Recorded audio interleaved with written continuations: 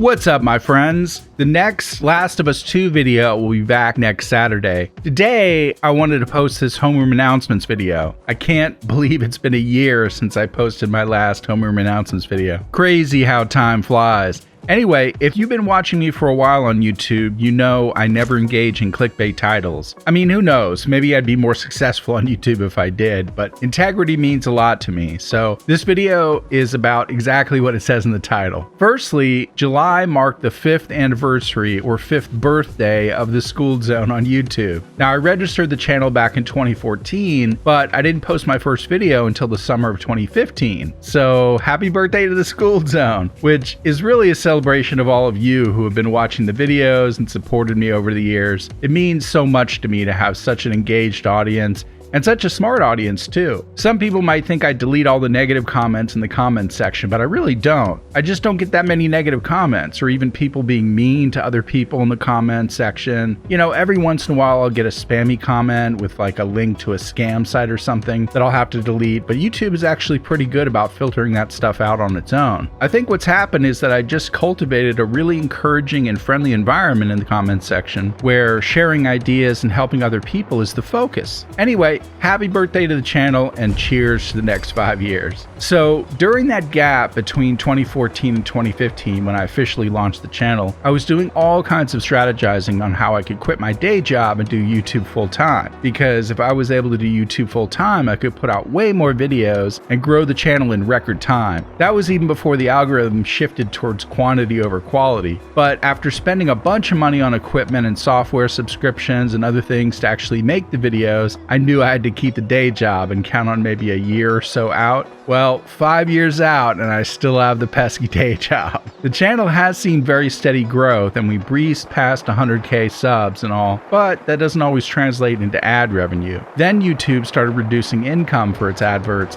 and many YouTubers struggled, not just me. That's when I started the Patreon account, and it's made a huge difference. See, people don't realize it actually costs money to be a YouTuber. You know, I have to pay monthly for my editing software, my website server, domain names, upkeep on equipment, high-speed internet for uploads, and all the games I buy to play on the channel, you know, etc., etc. Patreon has allowed me to break even on that, but it's had its ebbs and flows over the months. I think that mainly has to do with what games I'm playing on the channel. I never intended the Skooled Zone to be a Fallout-only channel, but that's certainly where I've had the most success. But that's also because Fallout 4 was a breakthrough game, you know, despite all its bugs and glitches, it's a legacy game with nearly unlimited replay value, especially when it comes to the building system. It sort of became like the Minecraft for adults, you know what I mean? A few other games have building systems, but nothing quite like Fallout 4. And then Fallout 76 completely blew it by charging money for those building assets. You know, thanks Bethesda, way to punish building enthusiasts in the game. Besides all the horrendous bugs and glitches, the Atomic Shop is what finally did me in on the game. You know, people have wondered if I'd ever go back to Fallout 76. I have absolutely no plans to, and Fallout 5 better not be like Fallout 76, or they will lose an entire generation of fans. Some of you may like Fallout 76 and all, and that's fine, but that's just the way I feel. You know from my videos that I gave it an honest chance, but no game company should be rewarded for screwing over their fans in so many different ways. I'm all about forgiveness though, so if they can do the fans right by going back to their roots for Starfield, Fallout 5, and Elder Scrolls 6, then there'll all be water under the bridge, at least for me. I bring this up because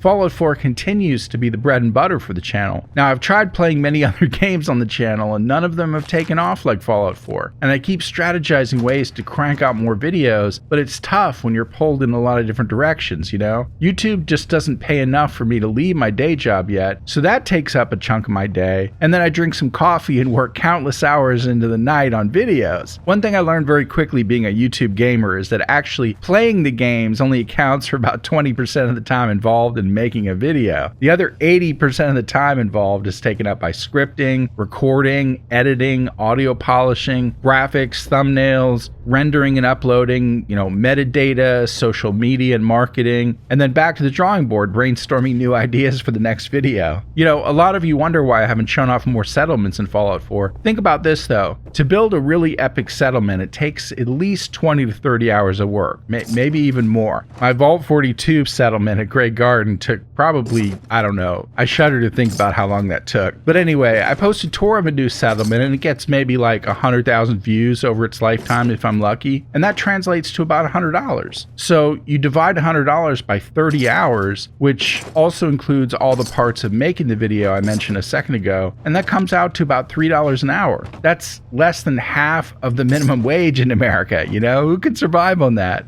Patreon has made a huge difference though. I'm not going to turn this into a plea for patrons, but if you like what I do here on YouTube and you want to get some cool perks for supporting the Skooled Zone, head over to my Patreon page and see what you can do. The craziest part, think about this, is that if only 1% of all my subscribers pledge just $1, I could totally leave my day job in the dust, you know? So head over to my Patreon page if you want to join the student council, see what you can do, because every little bit adds up. So that brings me around to the soul searching part. I don't want to quit YouTube. I have so much fun doing what I'm doing here, and the community is just awesome. I have just as much fun reading your comments and responding as I do making the videos. And even though that takes up time, I don't count it towards the total time spent because, you know, that's a welcome break for me after a long stretch of editing, you know? Nevertheless, the thought of quitting has entered my mind a few times this year. You know, I keep waiting for new epic games to come out and be the savior for the channel. It didn't happen with Fallout 76. It didn't happen with The Last of Us 2. I kind of feel like game companies are screwing up a lot of their fantastic franchises over the last few years. Now I'm looking to Cyberpunk 2077 in the fall, but you never know. There might be some new controversy that kills that game. Fingers crossed that doesn't happen. But that's how dependent YouTube gamers are on the games that come out. But what about Fallout 4, Paul? No doubt, Fallout 4 continues to remain awesome, but I'm not gonna lie, the game is starting to have diminishing returns. And that's no fault of the game. I mean, it was released 5 years ago. The Trap Maze contest is a good example of that.